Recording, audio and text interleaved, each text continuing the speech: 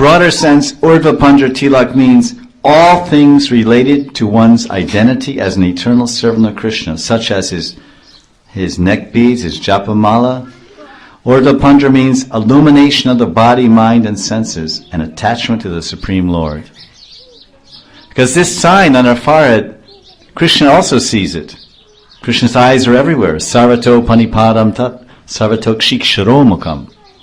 Sarvato kshisharomukam. His head is everywhere, shir, and his mukh and his aksha. Krishna's eyes are everywhere. He sees in the dark, he sees in the day, night, light, everywhere, inside, outside. He sees everything. He sees the tilak on our forehead. And he says, oh, you're my man. You're with me.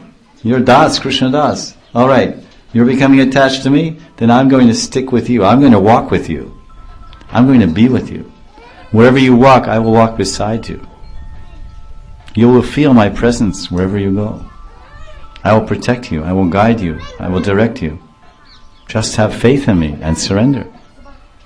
Always wear this tilak. At every moment. What is the problem? This is Urdhva Pandra Samskara.